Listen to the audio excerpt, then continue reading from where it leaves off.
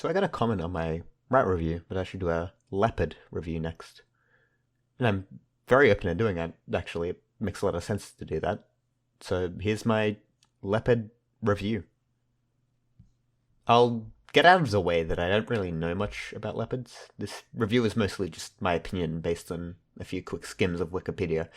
I'm not an expert on these guys, so if you're planning on purchasing a leopard for yourself, probably research leopards a bit further than the quick summary I'm giving based on like one Wikipedia article of information. Anyways, with that being said, I'll get into the leopard review for real this time. I was requested to review a specific variant of leopard, one that lives in Germany, of all places, which I guess is kind of interesting, seeing a leopard this far out is kind of cool. The specific type of leopard is the Leopard 2A7. This is a German-made tank that's basically just an upgraded, or I guess, updated version of the original Leopard 2. It's really just more modern. Pulling straight from Wikipedia here, the Leopard 2, the sequel, is a main battle tank developed by Cross Maffei in the 1970s for the German army, entering service in 1979, succeeding the Leopard 1 as Germany's main tank. It's armed with a 120mm smoothbore cannon, and is powered by a V12 twin-turbo diesel engine. It seems pretty reliable, serving in various countries across Europe and around the world. Seems to be a well-respected tank. All Leopard models come with digital fire control systems with laser rangefinders, a fully stabilized main gun and coaxial machine gun, and advanced night vision and sighting equipment. The tank can engage moving targets even while traversing rough terrain. Following the release of Leopard 2, the sequel, in 1979, there was a variety of different bits and bobs and blah blah blah, things required updating. So that led us to the Leopard 2A7 eventually. I'll note that this isn't the final iteration of the Leopard, there's still more to come, it's just the one I'm reviewing. Anyways, the Leopard 2A7 specifically, compared to older models, is cool, because it has a crew compartment cooling system, pulled from the 2A7M Hell series. It also has a 20 kilowatt auxiliary power unit based on this unfathomable name. It is an SAAB Barracuda camouflage system with heat transfer reduction, a combat management and information system, a digital intercom system, a renewal of the fire suppression system in the crew compartment, and a retrofitted Attica thermal imaging module in the commander optics. Whatever all that means. The weapon system can shoot HE ammo and can fit passive side protection armor. The tank also features a completely new armor package that features tungsten, titanium, as well as nanoceramics. The estimated armor protection for the hull is around 620mm RHAEKE, and near 1000mm RHAEKE for the turret.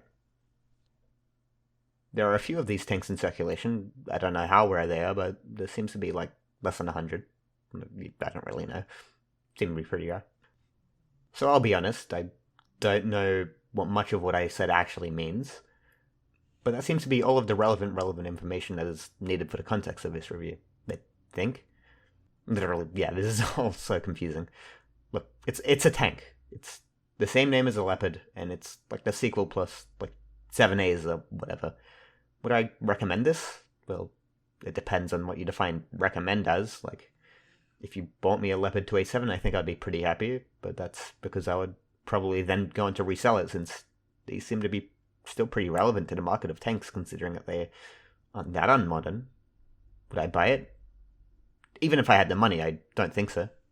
Consider this. Sure, it's a tank, but it's just one tank. I don't think I would ever actually be able to practically use this. Like, the main job of a tank is to kill people while making yourself hard to kill, and I don't think I really want that in my life. Even hypothetically, though, if I did want to kill people, I don't think this is the way to go about doing that. It's just one tank. You can escape from it. You can run away, probably. And I'm a pretty big target in this thing, wouldn't you think? Just one tank versus the entirety of my country's military, which would no doubt be set on me after my short-lived initial murder spree. This tank, that I might add, is not even optimized for urban terrain-based combat versus my entire country's military? I can't stress this enough, really don't think so. There are better ways about killing the masses that don't involve me dying to my own country's military shortly after.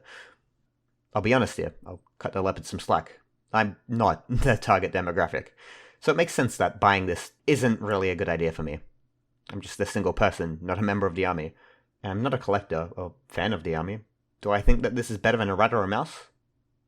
In a vacuum, yep, probably, maybe?